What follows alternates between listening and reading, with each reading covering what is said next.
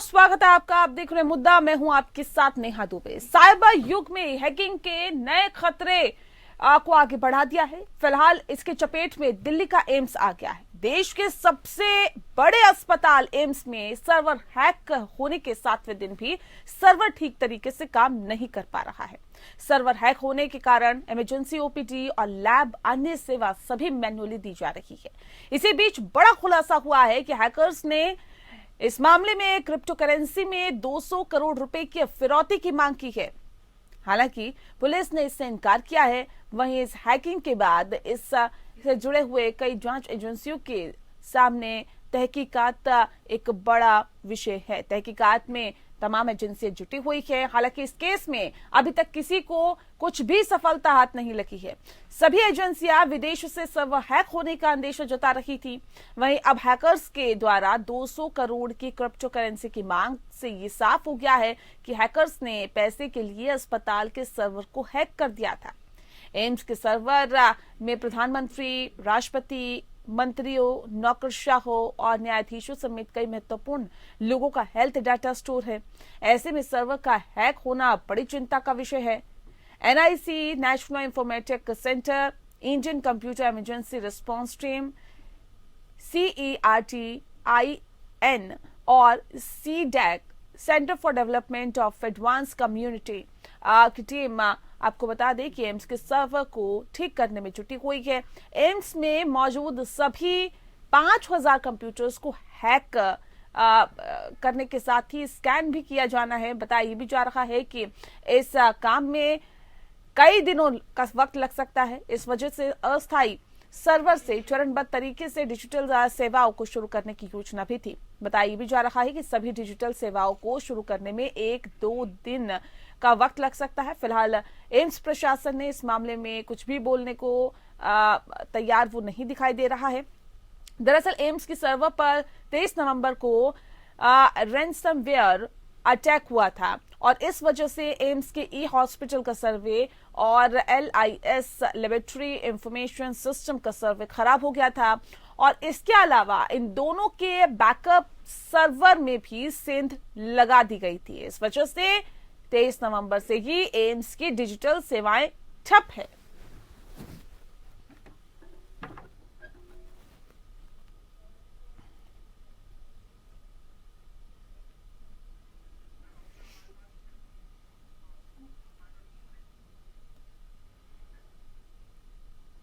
और चलिए इस विषय पे आज हम तफसील से चर्चा करेंगे।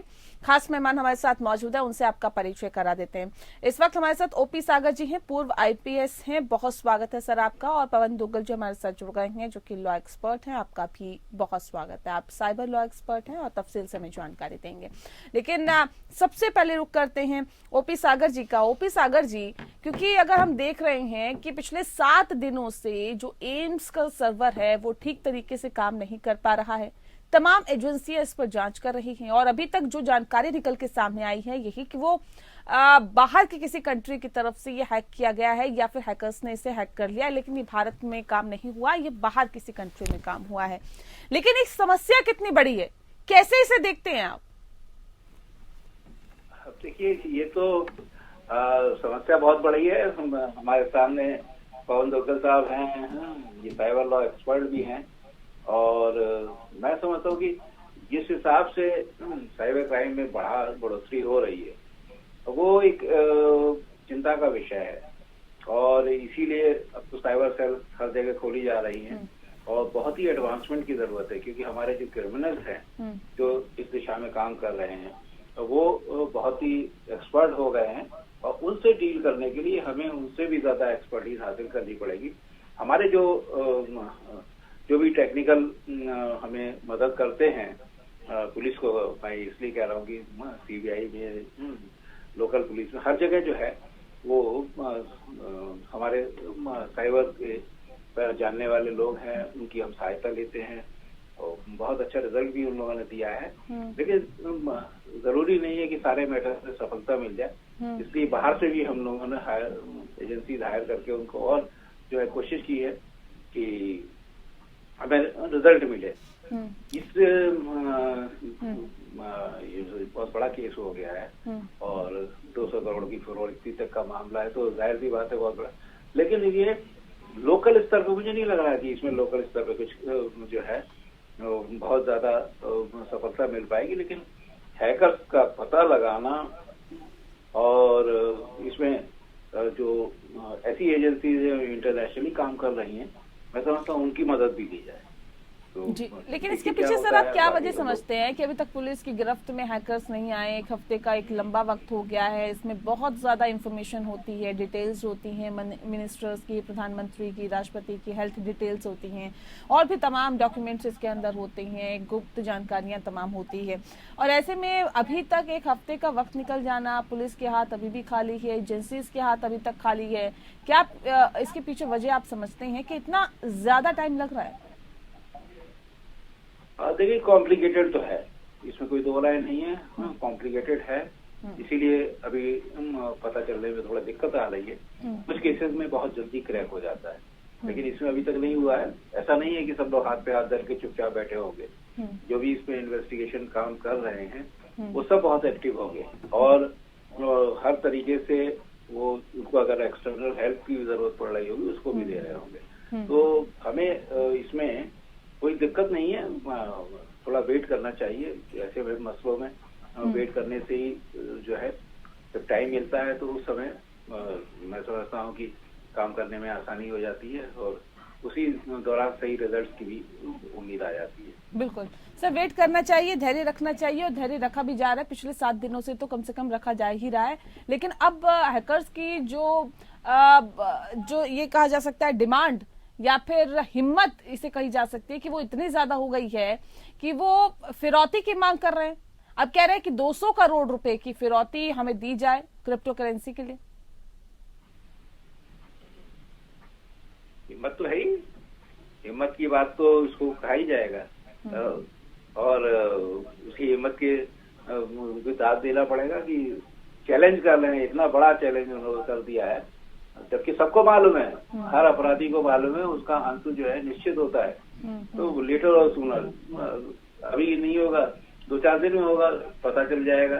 फिर ये जो दुनिया के किसी भी कोने में है, हमारे पास इंटरपोल भी होती है और वहाँ की जिस कंट्री में छुपे होंगे वहाँ पे भी हम लोग हर तरीके की सहायता प्राप्त कर सकते हैं। ऐसा नहीं है कि बहुत ज्यादा महफूज अपने आप को महसूस कर रहे हो कहीं बैठ के। तो जिस दिन गिरफ्त में आएंगे सबके सामने आ जाएगा और तो कानून अपना काम करेगा, इन सबको सजा मिलेगी। चलिए, इस वक्त हमारे साथ अनुज भास्कर जी भी जुड़ गए हैं, साइबर एक्सपर्ट हैं, उनका रुख कर लेते हैं। अनुज जी, बहुत स्वागत है आपका। अनुज जी, मैं सीधा रुख आपका इसलिए भी करना चाहती हूँ क्योंकि बहुत महत्वपूर्ण इस वक्त विषय है, क्योंकि ये कहा जा रहा है कि एम्स का सर्वर हैक कर लिया है और ये जो हैक किया गया है उसको भी 7 दिन हो गए हैं।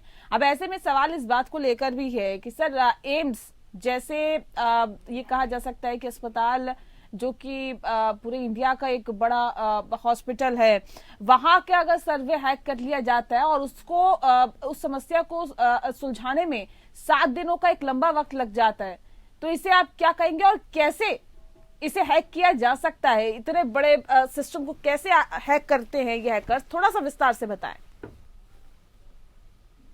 देखिए, सबसे पहले तो बड़ा ही दुर्भाग्यपूर्ण है कि जो है इतने प्रतिष्ठित संस्थान का जो है सर्वर हैक कर लिया गया है। बट आपको ये जान के बड़ा अचंभा होगा कि दुनिया के बड़े बड़े प्रतिष्ठान जो हैं इनसे जो है परे नहीं है। नासा का भी सर्वर हैक किया जा चुका है। तो सबसे महत्वपूर्ण काम ये है कि अभी जो है हमारी सरकार को बड़ी गंभीरता से इसको लेना पड़ेगा और साइबर सिक्योरिटी के क्षेत्र में जिससे कि हम बहुत ज्यादा पीछे हैं अभी इस समय, जिस पर हमारा जो है पूरा फ्रेमवर्क जो है अभी डेवलप नहीं है। और इतनी बड़ी कंट्री है हम, इतना बड़ा मैन पावर, इतने बड़े बड़े संस्थान हमारे यहाँ हैं, उनको मैनेज करने के लिए हमारे पास एटलीस्ट हर एक प्रतिष्ठान में एक साइबर सिक्योरिटी सेल होना चाहिए। और ये साइबर सिक्योरिटी सेल का क्षमता विकास, इसका डेवलपमेंट जो है, कैपेसिटी बिल्डिंग एक बड़े फ्रेमवर्क के तहत किया जाना चाहिए। ये आप समझिए, ये इसी तरह का ड्राइव जैसे हमने वैक्सीनेशन ड्राइव करा था, इतना जबरदस्त कोविड ड्राइव करा था, इसी तरह का कोई हमें ड्राइव क्रिएट करना पड़ेगा। अन्यथा ये जो घटनाएं हैं, आप बार बार देखते हैं कि साइबर अटैक हो जाता है या फिर कोई घटना होती है, उसको भुनाने के लिए चाइनीज पाकिस्तानी कंपनीज जो है तुरंत से वेबसाइट्स बना लेती हैं, या इस तरह के जो है वल्नरेबिलिटी अटैक हम पर होते हैं, ये आए दिन आम बात हो जाएगी। जी सर, लेकिन ये कितना गंभीर चिंता का विषय इसे कहा जा सकता है कि ये तो अभी एम्स का हुआ, आपने कहा कि इससे पहले नासा का भी हो चुका है, हमारा अगर डिफेंस का अगर डेटा इस तरह से हैक हो जाता है, ये कितना बड़ा गंभीर विषय है, और इस बारे में अभी क्या आपको लगता है कि कदम उठाने की जरूरत है ताकि कम से कम भविष्य में इस तरह की चीजें सामने ना आए? देखिए, सबसे पहले गंभीरता की अगर बात करेंगे कि इससे गंभीर क्या हो सकता है कि एम्स जैसे मतलब one of the most reputed संस्थान में अगर ऐसा कार्य हो रहा है, उनका डेटा हैक हो रहा है, तो इंटरनल लेवल पे जो है कितने सिक्योरिटी ब्रीच होंगे, या फिर जो है जिस तरह का ये उनका सर्वर जो हैक करा गया है, जो जिन लोगों ने किया है उन पर ये स्टडी करी जाए, देखा जाए कि प्रिवेंटिव और करेक्टिव एक्शंस इसमें क्या लिए जा सकते हैं, किस तरह का नेचर ऑफ अटैक इसमें रहा है।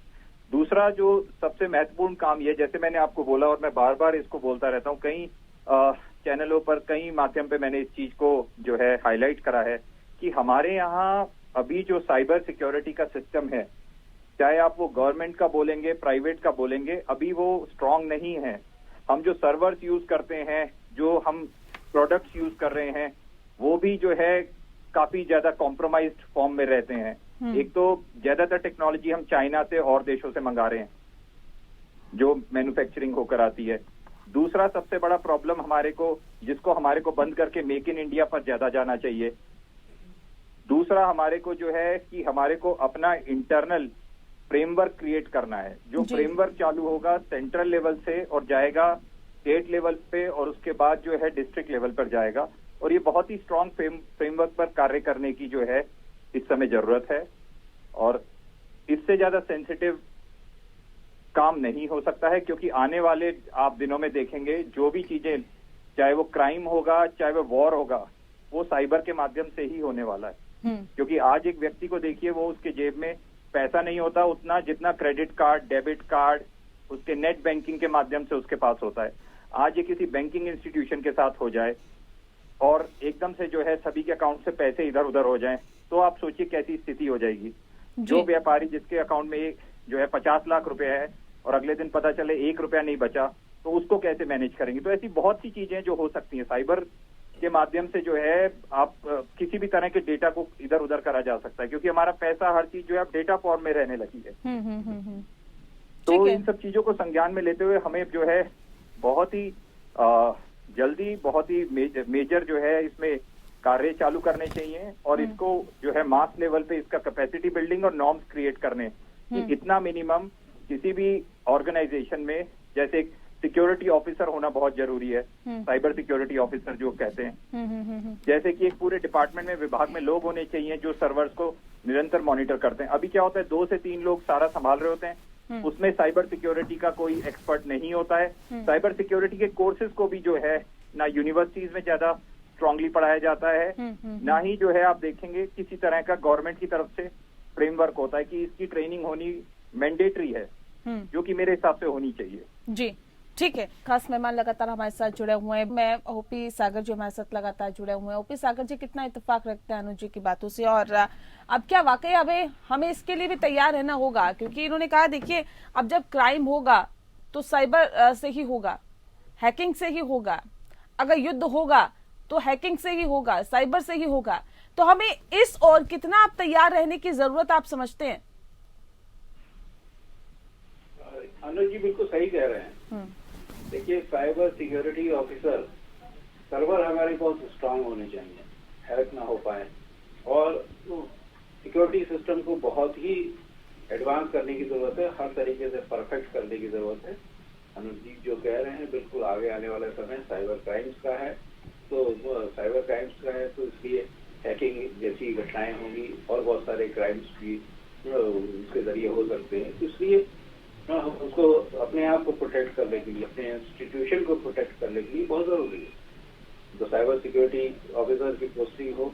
और मैं समझता हूँ कि अनुज जी जैसे एक्सपर्ट्स को जरूर इसमें इन्वॉल्व करना चाहिए, बड़े बड़े संस्थानों को तो जरूरी करना चाहिए एम्स जैसे है, और मैं समझता हूँ कि कर भी रखा होगा, हो सकता है अभी तक उतना ध्यान न दिया हो, लेकिन हमारे जो बहुत अहम जैसे रक्षा मंत्रालय जैसे अहम डिपार्टमेंट है, या फॉर दैट मैटर हमारे स्पेस रिसर्च का है और भी रिसर्च के है, वहाँ पर इस तरीके के प्रिकॉशन बढ़ते जा रहे होंगे।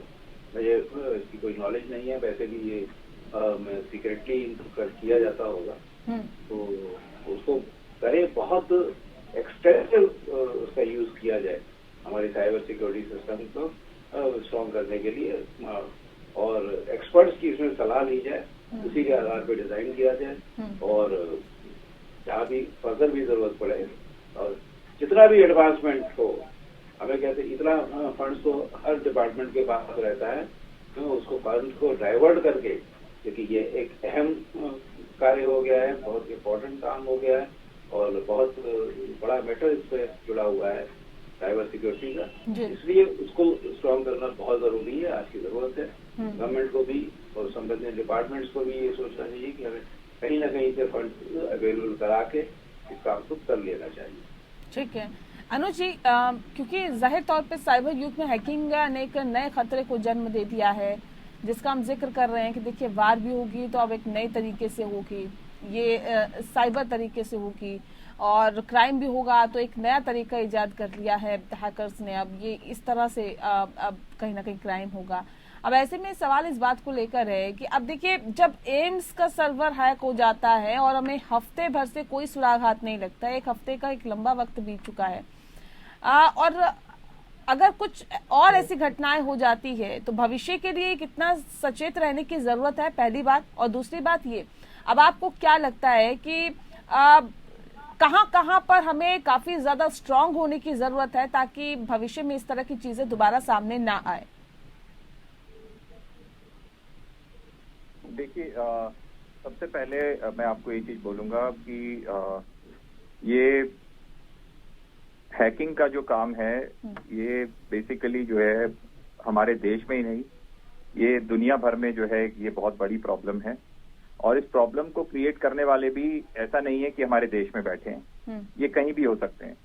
ये आपको जो है चाहे वो अमेरिका में बैठे हों या मिडिल ईस्ट में बैठे हों या किसी और जगह पे बैठ के कहीं से भी ये कार्य किया जा सकता है। हमारे को जो है हमारा अपना फ्रेमवर्क दुरुस्त करना है।